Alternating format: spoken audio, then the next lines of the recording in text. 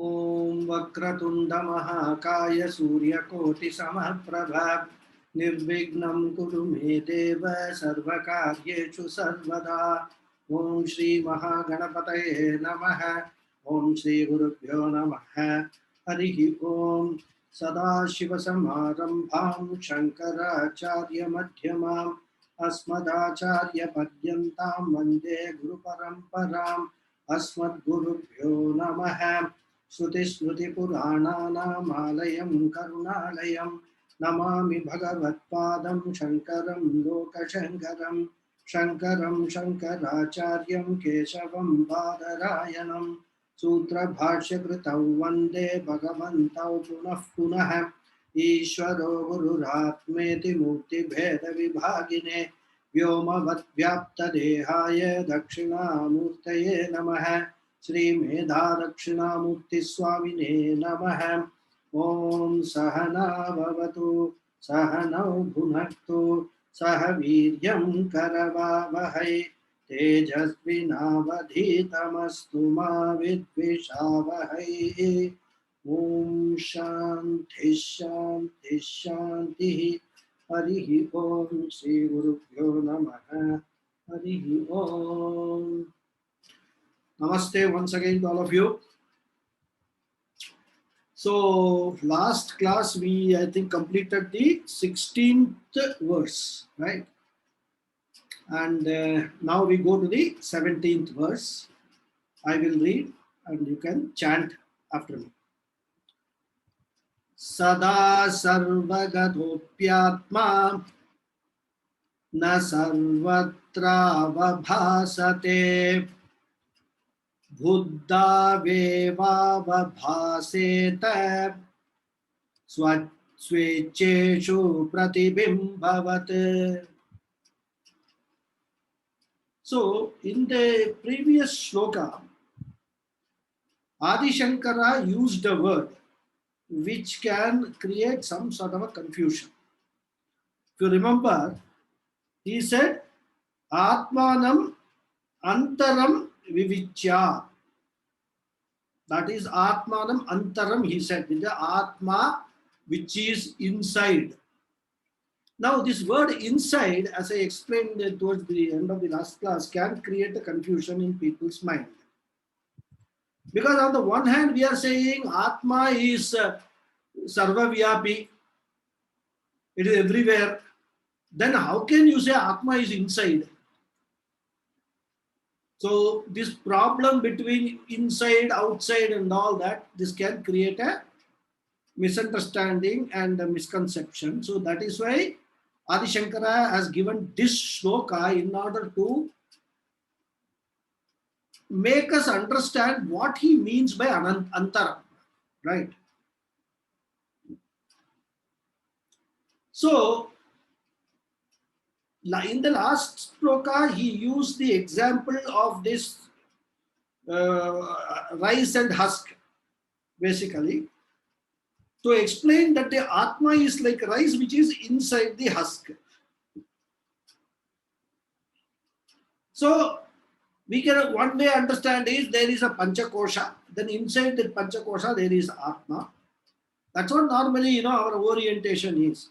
When you give this example of rice and husk, this is what will happen. So that's why examples are you have to be very careful in understanding the example.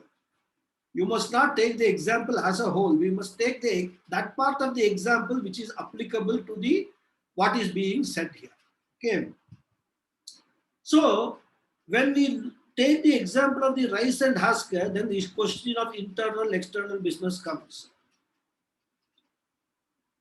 And the word internal can be understood as something which is within or deep within. And that's why I told, Hridaya Akasha and all that, those explanations in the Shastra, they will all be quoted in order to justify why Atma should be found deep within. So somebody will think like that and start meditating on that Atma which is deep within. Nothing will happen, right? So they say that, I didn't have experience of Atma, I did meditation, everything. This is a useless guru. He doesn't know how to teach. He has not taught me properly. This is what a student is likely to say. I don't say all students will say that, but some students may likely to say. So here, Adi Shankara is actually explaining that when we use the word antaram, it means adhisthana rupam as the foundation. That is what is the way we should understand. That's what he says, right? So what is inside is adhishthanam and what is outside is adhyastam. Yat adhyastam tat bahihi. Bahihi iva. You can add iva with that. Yat adhishthanam tat antahe iva. So this is what, that which is outside, what we should say, that is adhyastam, superimposition. And what is inside is adhishthanam, the foundation, the basis. That is how the word antaram, anta, bahya and all we should understand, right? Well, for example, if we say water is within the wave, what does it mean? Or I say the content of the wave is water. So it could mean that wave is a container and water is within that container called wave. This is the way we can understand. But that would be a wrong understanding. Why? Because the wave itself is a form, name and form we give to water. There is nothing called wave independently existing. It is only water which is called wave in certain form. So that is how we have to understand that between what is adhyastam and what is adhisthana. So we have to remember this throughout our Vedantic learning. That antaha means wherever we see antaha, wherever we come across this, this Atma is in the, Hridaya Kasha, Guhyam, Vartate, all that we come across, we must understand that antaha means in all contexts adhisthana. That we must keep at the back of our mind and never ever get confused that Atma is to be found inside these Panchakoshas. The problem we know, even the Upanishads face is Atma is indescribable. So you have to actually use certain words in order to make us understand what that Atma is all about. Atma or Brahman, whatever either of the name you can use. But here Adi Shankara actually gives a very beautiful explanation of this antaha. Because one thing we know, that the Stula Sharira is outside, amongst the Panchakosha, Sharira Trayam.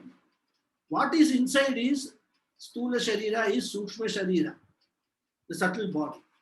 And Manas is a part of the Sukshma Sharira. Right? So, he takes the interpretation. The reason why we say Antaha is that this Atma is manifest. Atma manifests in the Manas. And because of that, we say Antaha.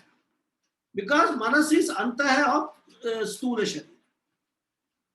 That is the interpretation he takes, and we will see. I mean, beautiful interpretation he takes, right? So, if you take, there is, for a pot, for example, clay is the adhisthana. So, if you ask what is the adhisthana for this entire Jagat, we will say it is Brahman or Atma. That's adhisthana. And with reference to clay, there is something else adhisthana. So like that you can go on, stage by stage. But the question is, then the question will come, for Brahman, what is the adhisthana? There is nothing. Brahman is the end. Sarvadishtanam is Brahman. It is the adhishtanam for everything. If Brahman has a adhishtanam, then what will happen? Brahman itself will become a adhyasa, superimposition on that adhishtanam. But we know that Brahman is the only absolute truth, only absolute reality. So there cannot be any adhishtanam for Brahman. So this we must understand, that this Brahman or Atma is the Sarva Adhishthana. So Brihadaranyaka Upanishad says, Yat Sakshat Aparokshat Brahma Yaha Atma Sarvantaraha. That's what he says. So there also, the word Sarvantaraha is being used. So Sarvantaraha we should understand as Sarva Adhishtanam. Adhishtanam for everything. Right? So that is why Adi Shankara here is pointing out that we have to understand that Atma is the Adhishtanam for everything, and that he is explaining by using the word Sarvagataha. So the moment you say Sarvagataha, all pervading, automatically this orientation of inside, outside and all goes away. So he uses that beautiful word Sarvagataha, right? Because we have earlier said Vibhuhu, Nityaha and all that. And another aspect he points out here. He says that even though Atma is Sarvagataha, the manifestation of Atma is not available everywhere. There are two things we must understand. One is pervasiveness. Atma pervades everything. Does that mean Atma manifests in everything? The answer is no. Atma requires a certain type of medium to manifest. That's the point, the second point he is making. First point he is saying is understand Antaraha as, that is Atma Antaram as Sarvagataha. And the second point he makes in this shloka is that even though we say Sarvagataha, it is not manifest everywhere. It is present everywhere. For example, this wall is there. Can we say Atma pervades this wall? We will have to say yes, Atma pervades the wall, isn't it? Because wall is what? Karanam. Atma is Karyam. So Karyam pervades properties of the Karyam, pervades the wall. So you can say the wall actually is Satchidananda Swarupa, or at least Satchit Swarupa. Anand Swarupa also you can say, no problem. But then why we are not able to see the wall being sentient or wall being happy? The wall is sentient and happy. Night we will sleep, in the morning we will get up, we will not see any walls around us. We will be in open field. All the wall would have happily walked away. It's a day. Sentient walls. So what Adi Shankara is trying to say here is that even though Atma is all pervasive, it requires a certain special type of medium to manifest itself, to reflect. And that medium is not wall. Wall doesn't have that capability to reflect Atma. One aspect of the Atma or Brahman is there in the wall, which is what? Sat aspect. Because wall is, we say, right? The existence aspect is very much there. But what is not there is the consciousness aspect, and also the, not there I will not say, it is not manifest. The consciousness aspect and the ananda aspects are not manifest in a wall. Or for that matter, any inanimate objects you can say. Wall is just an example I took. But in the mind, not only of human beings, of all living beings, Atma manifests as consciousness also. And in the human beings, Atma manifests as Ananda Swarupa also. So that is why when we come to human beings, we say Satchidananda. We don't know about animals and plants, whether they have Ananda. Some experiments have shown that they do have some kind of Ananda that is there in their Swarupa. But let us not get into that, because that is, Shastra doesn't talk about that. Shastra talk about Satchidananda Swarupa only so far as human beings are concerned, in a very, I would say, explicit manner. Right. So, Sarvantaraha means the innermost self, and innermost means Adhisthana. This is what we have to understand, right? So this is how we have to, Adi Shankara says, we have to understand, right? So then,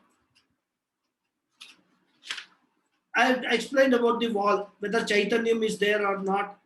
Normally we will say, no, Chaitanyam is not there in the wall, but that is wrong. Chaitanyam is there, but it is not manifest. That is, should be our answer, right? So,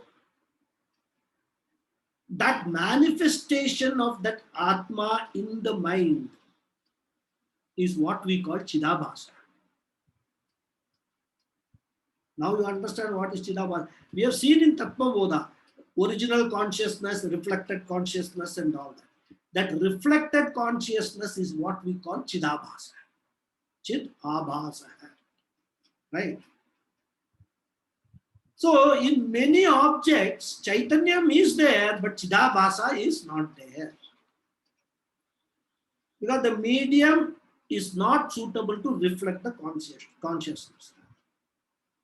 So that is why Adi Shankara says here, Sarvagataha Atma Api. Api should be understood as Yadyapi. Right? Yadyapi Atma Sarvagataha, which is all pervading.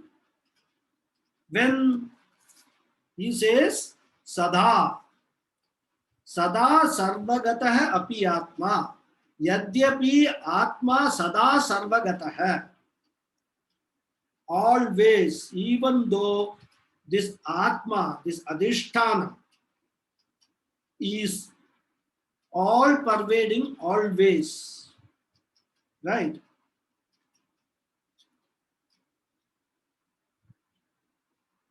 He says, Sarvatra na avabhasate. It does not manifest in everything. So the first line, Sada Sarvagataha Api Atma, na Sarvatra avabhasate. So even though the Atma is Sarvagataha, all pervading, Sarva Adhishthanam of everything, na Sarvatra avabhasate, it does not manifest everywhere. That is what is the meaning of the first line, right? Then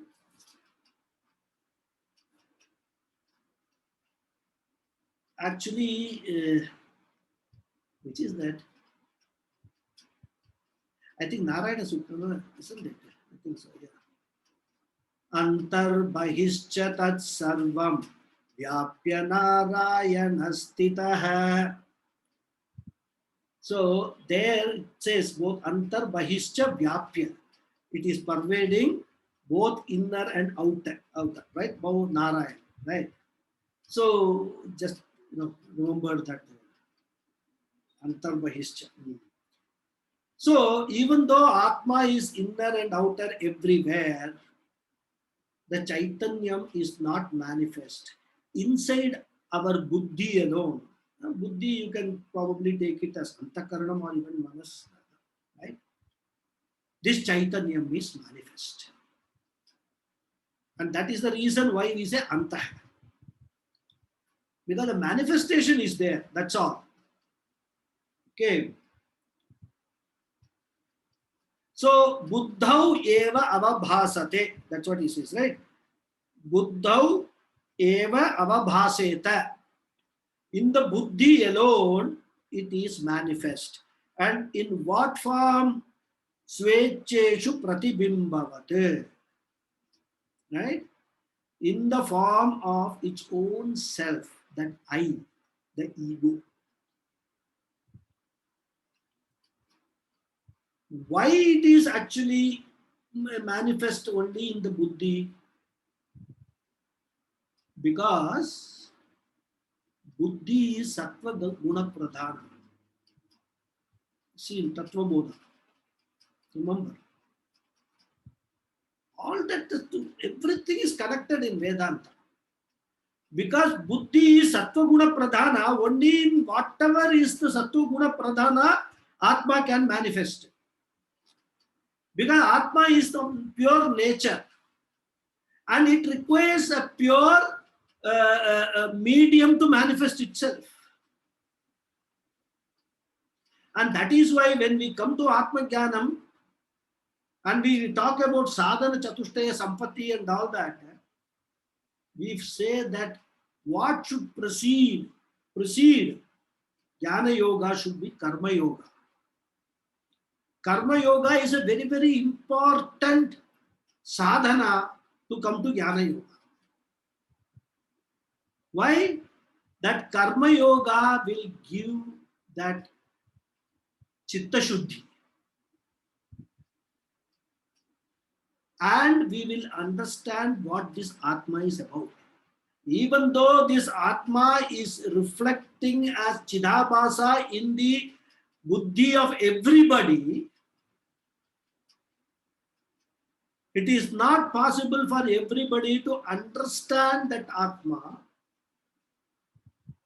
Understand that Atma as I, Aham Brahmasmi, unless there is a higher degree of Chitta Shuddhi. So, this purification of this mind, intellect, this Buddhi, is a very, very important requirement for sadhana chatushtaya. Coming to Jnana Yoga itself, sorry. And that is what sadhana chatushtaya sampatti is emphasizing. If you have sufficient chitta shuddhi, then you will have viveka, vairagyam, titiksha, what is that? Sadhana chatushtaya sampatti, that 6 qualifications, and also mumukshu. This you will gain. That is why this chitta shuddhi is emphasized. And that context you will understand. Because in chitta only, this Atma is manifest. As what? Swecheshu pratibimbavat. Swa icheshu, on its own. Nobody is projecting it as a reflection. So the Atma gets reflected itself in the Buddhi. And that is how we have to understand these words like Antaram, Atma is available, Antaram, and all that. And it is because of that reflection of that Chaitanyam, the original Chaitanyam, this entire body mind complex, which is Jadam, which is Anatma, gets sentience. It is just that reflected light. You can't say the original Atma is there in me. Isn't it? Because original Atma is there everywhere. It is not only in me alone, but what I have got is the reflection. So it is that reflection we call Jivatma. And the original source we call Paramatma. And this is at this level of understanding is the basis for Vishishta Advaita. If you understand, right? Because Dvaitam philosophy doesn't even get into this Atma business at all. For them, Shariram is a reality. This Sharira Trayam is a reality. And this Sharira has been made by God to serve him. So Dhasa Bhava becomes important for Dvaita.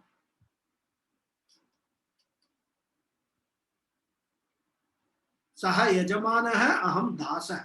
Dasoham is what is Dvaitam all about. Visishta Advaitam goes one step further. They don't talk about Dasoham. There they say Amsha Amshi Bhava. Ishvara Paramatma is the Amshi, and Aham Jivatma is a Amsha, a part of that Paramatma.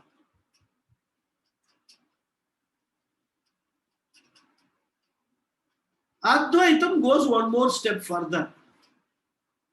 He says, no, this Jivatma is Mithya. It's only a reflection. How can reflection be the original?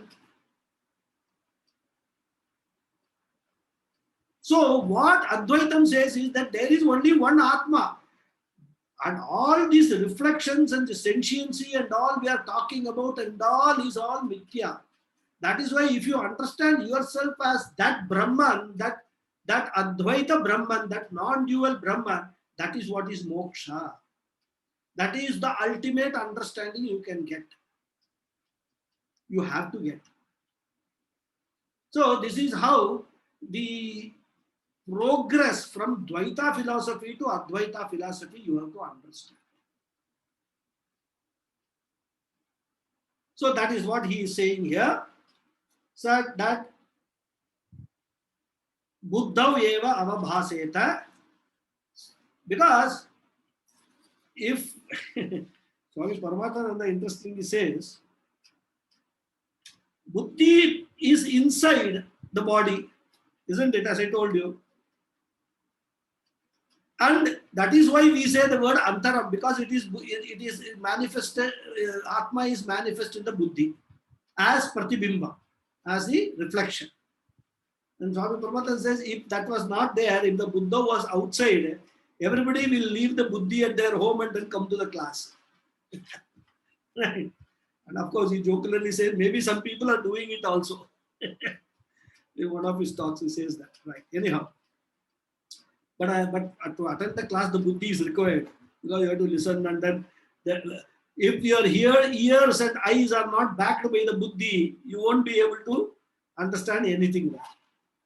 So, Swecheshu Pratibimbhavate.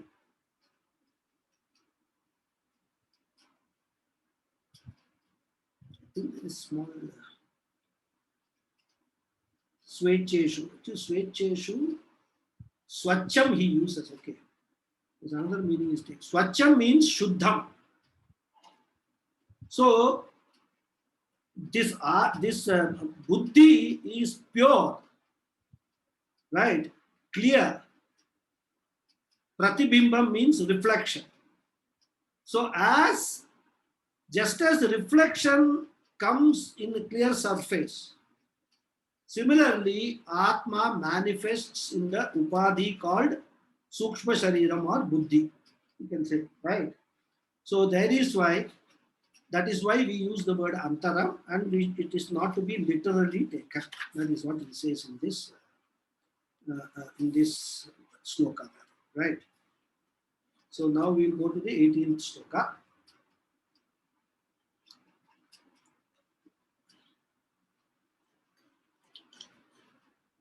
I will read and you can repeat. Dehendriya mano buddhi prakritibhyo vilakshanam tadvritti sakshinam vidyat atmanam rajavatsada. So, just to remember, he is talking about how to do the discrimination between Atma and Anatma. How to do the Atma Anatma Viveka. He started with that Vivichya, that 16th sloka, where you have to pound like the husk is pounded. So this pounding process he is doing one by one. So first thing he clarified that when I said pounding and gave the example of tandulam and all that, don't mistake that there is something inside which has to be pounded and brought out and all that. He clarified in the previous one. Now he says that one should discriminate or segregate or vivichya, separate. And how that is to be done, he says. The method of discriminating between the self and non-self, Atma and Anatma. And the main process, prakriya he uses here is the Drik Drishya Viveka Prakriya, which is nothing but a subdivision of what we have seen as Anvaya Vyatireka method. Drik Drishya Viveka. There, as I told you, there are Shastra uses many prakriyas in order to explain what this Atma is all about and how to understand or discriminate between Atma and Anatma. Right. So, Drishya Viveka. Drishyam means an object. That which is experienced is a Drishyam. And Drik means the subject, the experiencer. So Drik, Drishya Viveka means subject-object discrimination. That's how we can understand. Right? Because literally Drishya means that which is seen. And Drik is the seer. Right? So how do we apply this Anvaya Vyatireka? When Drishyam is present, Drik is present. When Drishyam is gone, Drik is still present. Anvaya Vyatireka. Right? So Drishye Sati Drik Asti, Drishye Asati Cha Drik Asti. That's how the Vyapti will come. Right? When Drishyam is there, Drik is there. This is Anvaya part. When Drishyam is gone, Drik is still there. This is the Vyatireka part. Co-presence and co-absence. For example, Shabda is there. We know there is Shabda. Right? We know that. Because we are the witness, Sakshi for the Shabda.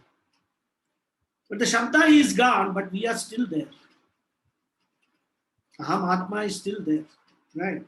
Similarly, Sparsha and all that. Even we have seen the example of the Jagrat, Swapna, Avastha and all that. Jagrat Avastha, we are there.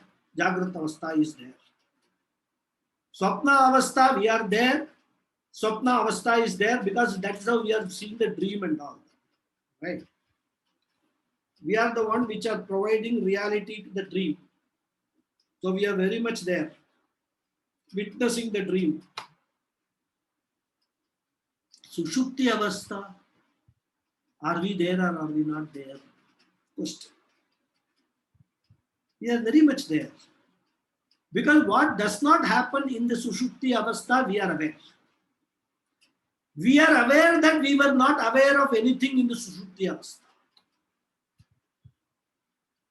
We are constantly aware in the Sushupti Avastha that we are having a sound sleep. Not we, basically the body-mind complex is having a sound sleep. That fact we are aware. How do we say that? When we get up after the sleep, we say, I had a sound sleep. Of course, that I, we are referring to the confusion.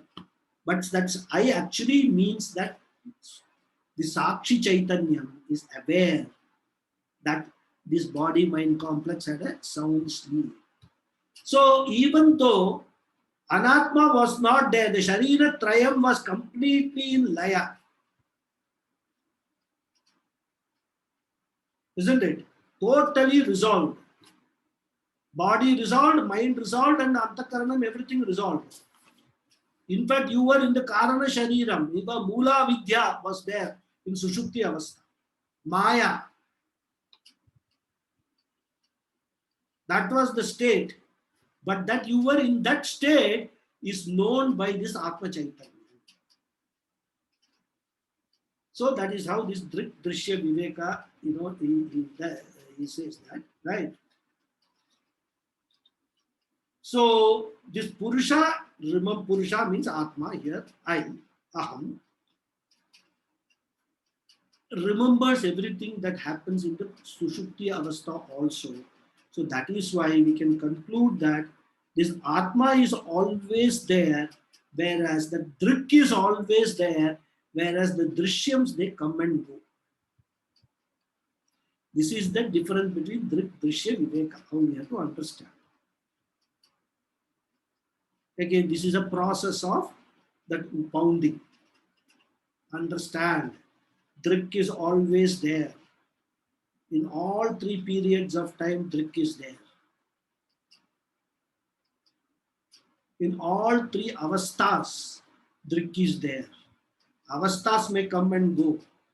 Sometimes Jagrata Avastha, sometimes Swapna Avastha, sometimes Sushupti Avastha. They may come and go, but Drik is always there, witnessing all that this Anatma is doing in those three avasthas.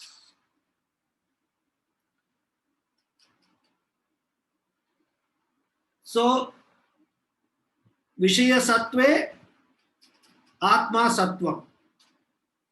Vishaya Abhave, Atma Sattvam. Tasmat, therefore, Atma Drik Drishyat Bhinna hai. So we have to understand that this Atma is different from all the objects, all the Drishyams. So Drik, the seer, is different from all the scenes. The scenes will come and go, like the screen in the movie theater is different from the movie which is being projected on it. The movie may start and movie may end, the screen will always be there. Without that screen, you can't see the movie. Without this Atma, this Chidabhasa Atma which is there cannot be any experience of anything at all. And that's what Puja Swamiji keeps on saying.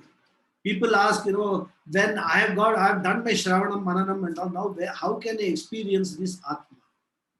He says that if anybody asks such a question, that means he has not done any Shravanam, Mananam.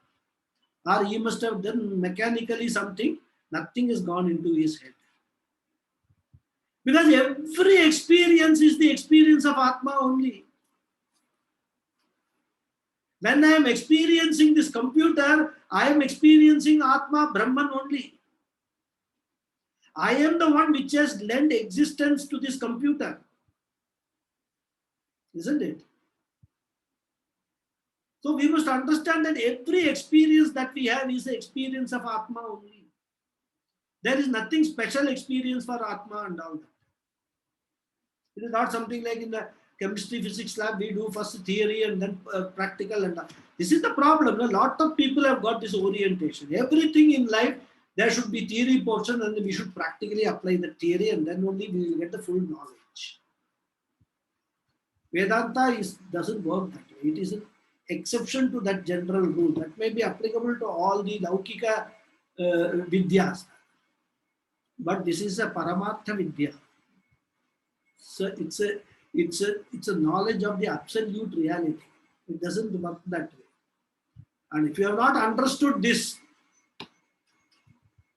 that experience of Atma is there in every experience that we have, you have not understood anything about Vedanta. And that is why Krishna keeps saying Sarvatma Bhava, Sarvatma Bhava, Sarvatma Bhava. What does that mean? Everything Atma Bhava. Where everything has got Atma, I have got Atma. So my own Atma is getting reflected in everything. Or in fact, there is one Atma which is getting reflected in everything, including me. That is why there is only one Atma, Sarvatma Bhava. That is what Krishna keeps on repeating. If people don't understand this, then they have not understood anything about Bhagavad Gita also, which is what Moksha Shastra, pure Vedanta, Advaita Vedanta, right? So this is what he's saying. I'm just going away from the, from the topic. See, Dehendriya Mano Buddhi Prakriti-bhyo Vilakshanam. Okay, so we'll come back to the sloka, right? So what he is saying here, Vilakshanam. Vilakshanam means distinct from, right? Different from. Different from what? Tad vritti sakshinam. Tad vritti sakshinam means, here we have to take the word vritti meaning as vyapara. Okay, because the word vritti, we have seen a meaning which is the popular meaning for vritti nowadays, which is called, thoughts, right? In fact, originally this word vritti was a general word referring to the function of anything, right? So any function of anything can be called a vritti. Stula Sharira function can be called Stula Sharira Vritti. Like walking, talking and all, they are all relating to Stula Sharira. This is all Stula Sharira Vritti. Similarly, the function of the mind is called Manovritti. And what is the function of the mind? Thoughts, right? But what happened after some time, like happens with so many other things, this word vritti got stuck on only for manovritti, and people neglected the overall general meaning of the word vritti as function of anything. And Adi Shankara, Adi being he uses that word vritti here in order to make us recollect that this word vritti means vyapara, function, not just thoughts.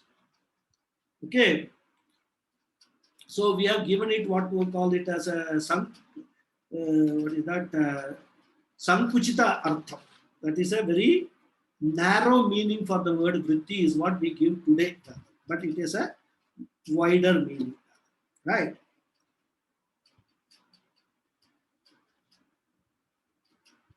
So vritti does not only mean function of the mind or the manomaya kosha. It is, you can also refer it as Vijnanamaya Kosha, function of Stula Shariram, everything you can refer the word Vritti. So it's got two meanings. One is specific function of the mind, and another is a general meaning, which is what we can say, any Vyapara can be called Vritti. So this is important to understand, because here he is using the word they Tad vritti sakshinam. Dehendriya mano buddhi prakriti-bhyo vilakshanam. Right. Because this vritti, we can give an example, we say cat family. So many examples we can think of. Cat family is a generic word, cat family. So many animals like tiger, lion, everything comes under cat family. But whenever we say cat, what we refer to? Only that milk drinking cat. That's what we refer to, isn't it? So similarly, this vritti has also become that. Another example, pancha pranas. Right? They are called prana. Whereas Prana means they refer all the five. Prana is also a particular respiratory system. We know that. So when you say prana, it can mean pancha pranas or it can mean that respiratory system also. Depending upon the context, we have to interpret. Similarly, manovritti, and also the general meaning, which is vyapara. So tat vritti sakshinam. So I, the Atma, is the sakshi of all the functions of all this panchakosha. Deha, Indriya, Mano, Buddhi. He has covered all the four kosha, all the five koshas, isn't it? Of course, Anandamaya kosha he doesn't cover here. He said Deha, Stula Shariram, Indriya, Sukshma Shariram. Then Mano, Buddhi separately is there, even though they are Antakarana, parts of Antakarana. So Dehendriya, Mano, Buddhi, all I think 17 parts he has covered. Right? So Prakriti here is referring to Atma, Brahma. Okay.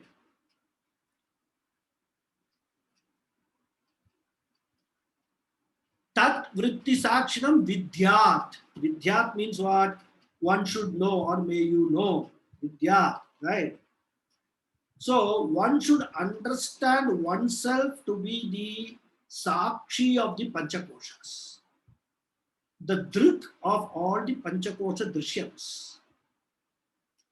And that is what essentially this shloka is about how to do the Atma Anatma Viveka, right? So Sakshi is different from Sakshyam.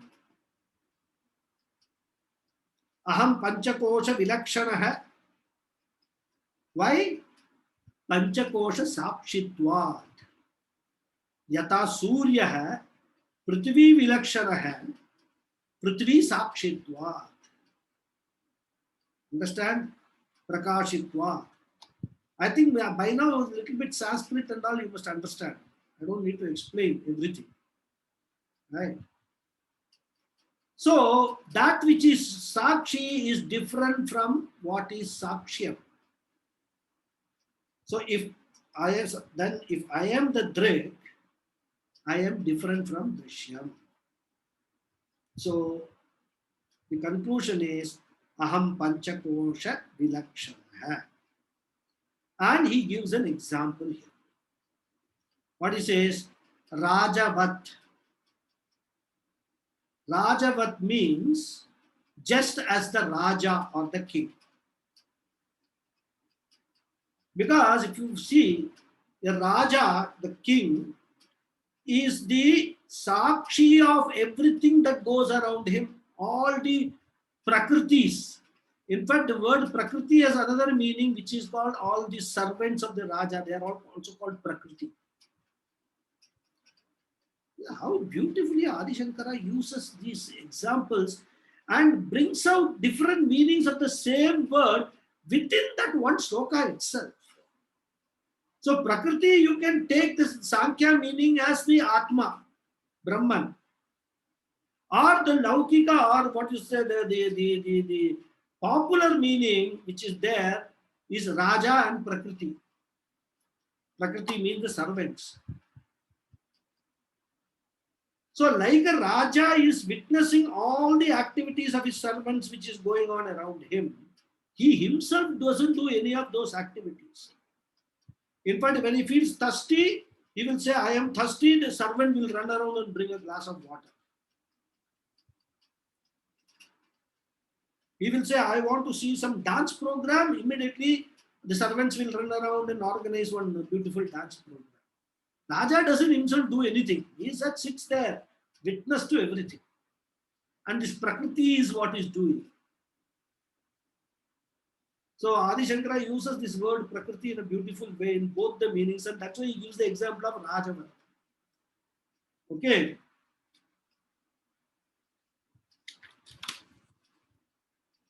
So Raja Prakriti means those people who are around the Raja to do whatever he wants. So that example he gives here. You, the Drik, is like the Raja. sitting there, witnessing everything.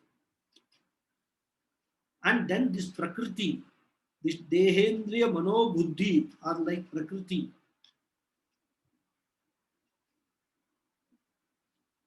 Using their vyapara, their functions, they are serving this Raja, this Drik, this Adhisthana, Aham, Atma.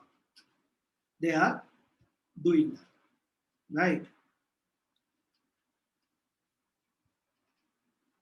So, even though this is there, we can take this meaning of this Prakriti as Dehendriya Mano Buddhi, which is what direct preference is there, right? But this Raja Prakriti comes into the picture because of the word Rajavat he uses. So that way also we can understand. But mainly our understanding should be that this Dehendriya Mano Buddhi is what Adi Shankara is referring to here as Prakriti. Okay. Prakriti-bhyo Dehendra Mano Buddhi Prakriti-bhya, he says. So that he is connecting it with the Dehendra Mano Buddhi, because that's a samasa he has made. When we split the samasa, we cannot take one padam and attach it to somebody else. But it is just a sort of a trying to understand.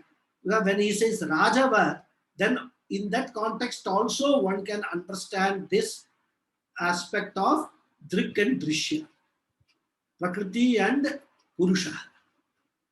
Right? So that we can understand. So that is the basic meaning of the sloka. I think I have covered all the word meaning. So basically what is saying that using the Drik, Drishya, Viveka, Prakaranam, what Adi Shankara is saying, how you should understand that Atma, or how you should do the Vivichya, the separation between Atma and your Panchakosha, is that use this logic of Drik, Drishya, Viveka, or Anvaya Vyatireka logic, and understand that you are present in all Sadha. He says Sadha, no? Rajavat Sadha. You are present, Drik is present in all circumstances, in all avasthas, at all times, in all events. Whereas the Drishyams, which are referred to here as the Dehendriya Mano Buddhi, the 17 Saptadashakala Buddhi, what we have seen in Tattva Bodha, they are all Drishyams. They come and go, but this Atma remains. So if you understand like that, you will be able to understand what we are referring to as Atma and what we are referring to as Anatma. As long as you understand, I am there always, that I referring to Atma, not to the body-mind complex. Because body-mind complex doesn't remain the same always, whereas I remain the same as a witness, as a Sakshi Chaitanya, pervading everything, illumining everything in this entire Jagat. So that is the meaning of this sloka. And in a particular reference to this sloka, you can take the meaning, I am the essence of this, all the three Shariratrayam or Panchakosha. I am the essence. So this is how that word Antaram and all has to be understood. And then the next stage we have to understand, once you have that Antaram Bahyam, the confusion is clear, you come to this stage where you say, I am a Drik, everything else is Drishya, including my Shariratrayam or Panchakosha. So this is the meaning of this particular sloka. Now we have just 5 minutes to go. We will read the next sloka and then I will stop. Then we'll continue in the next class. Okay.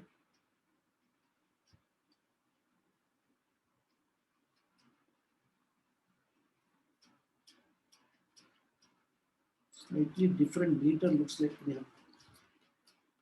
व्यापृतेष्विन्द्रियेष्वात्मा vyapari va vivekinam drishyate bhreshu dhavatso dhavan nivayata shashi.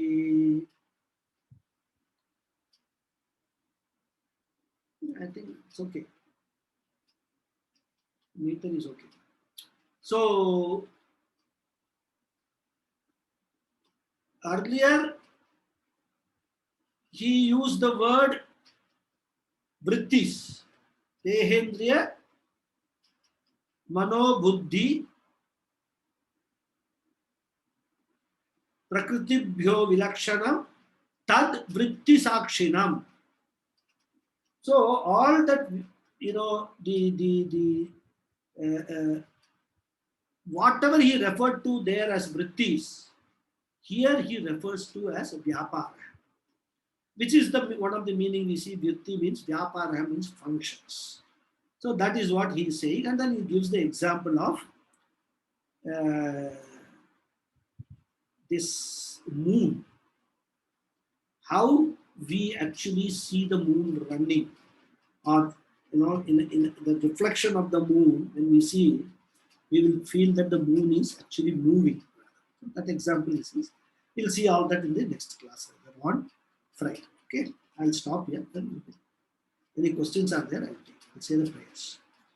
Om Purnamadav Purnamidam Purnat Purnamudachyate Purnasya Purnamadhaya Purnamevavasishyate. Om Shanti Shanti Shanti. Harihi Om Shri Gurubhyo Namaha. Thank you all. Any Shamshayam?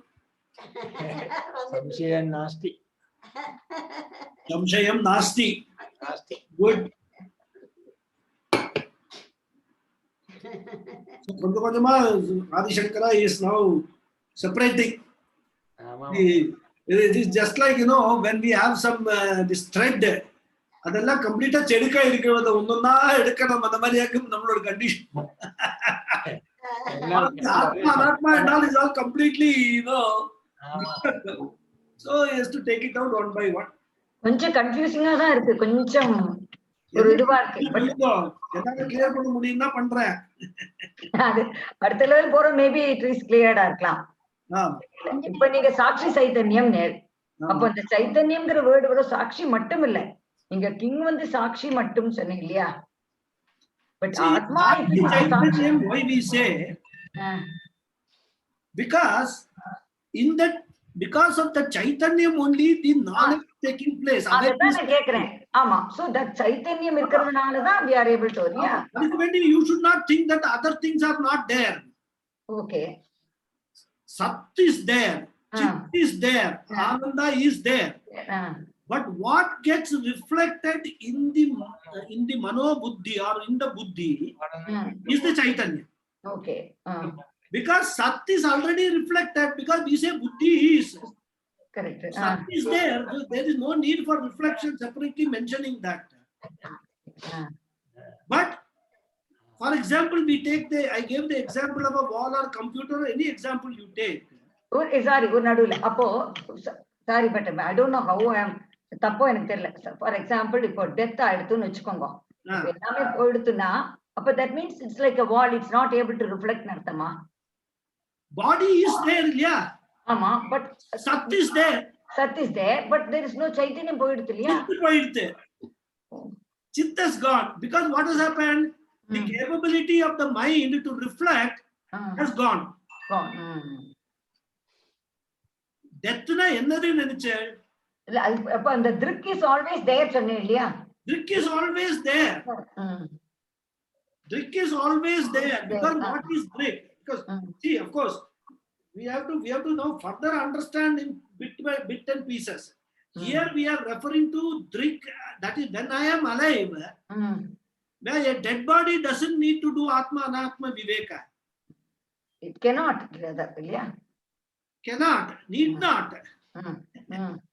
Only we have to do, because dead body will not get Atma Jnanam. You have to get Atma Jnanam. So from your perspective is what you have to understand, yeah. Okay. So in that aspect, what happens? a dead body is also becomes an anatma like a wall. That's what Atma get. Oh, then it That's what becomes. you have to understand. So that the body, when the this Chidabhasa or this reflected consciousness leaves the body along with the Sukshma Sharira, oh, okay. what the dead body becomes is no different from what a wall is or a table is or what anything else is. Any jadam. Okay. So that is what we have to, and that dead body also, I am the Sakshi for the dead body. That's how we have to understand, because all this is with reference to a person who is learning to understand Atma Jnanam, not person who is dead. Okay. Okay. Thank you, Mama. Thank you, mirror பின்னாடி இருக்கிற class மாதிரி தானே இருக்கும், அது மாதிரி தான் dead body. ஆமா ஆமா, that is அந்த மிரர்ல சிலப்ப அந்த இது வந்துரும் இல்லையா, that is that thing will go away. அந்த ரெட் ஆக்சைடா நோ போட்டுருப்பாங்க மிரர்ல, which is what makes a mirror, a glass, a reflective medium, right? That will go away and it will become a glass again. Gramani. Oh, it will be a glass. Only a glass doesn't reflect. Anyhow, அதெல்லாம் கொஞ்சம் ஒரு other example எல்லாம் போனா அது we have to discuss a lot. So sometimes glass reflects, somebody will say. So all those things let us talk. Those examples Acharyas don't take. Mirror example they take, but they don't go to the extent of explaining the connection with mirror and dead body and all that. Only thing reflection when, as long as this buddhi has got the capability to manifest the Atma, to reflect the Atma Chaitanyam is there in our body-mind complex. And what we have to understand from that is this Atma Chaitanyam is different from this body-mind complex. That is the message. That's correct. That's correct. அவ்வளவுதான். அது புரிஞ்சிருந்தா போறோம். நீ பாக்கி நம்ம dead body பத்தில பேசவே வேண்டாம். What we have to understand is our confusion today is I am the body-mind complex. That is our confusion. So to that extent, addressing that confusion, Adi Shankara says that understand that you are not the body-mind complex, you are the witness of the functions of the body-mind complex. That is it. That's actually மேல ஜாஸ்தி நம்ம mind use பண்ண கூடாது. ஏன்னா mind வெச்சுக்கணும், வேற என்ன நிறைய சமாச்சாரம் வரத யூஸ் பண்றதுக்கு. எப்பவே படிச்சு டெட் பாடி லைவ் பாடின்னு உட்காந்துட்டோம்னா அவ்வளவுதான், ஒன்றும் இனிமே வரப்போறதெல்லாம் ஒன்றும் புரியாது. ஓகே மாமா, அதான். ஓகே ஓகே மாமா, நமஸ்காரம். Okay, thank you. நமஸ்காரம். தேங்க் யூ மாமா. வேற क्वेश्चंस ஒண்ணும் இல்லையா? இன்னும் படிக்க வரும். ஆமா ஆமா, போலாம் ஸ்டெப் பை ஸ்டெப் போ. ஓகே ஓகே மாமா. ஓகே. ஹரி ஓம். ஹரி ஓம்.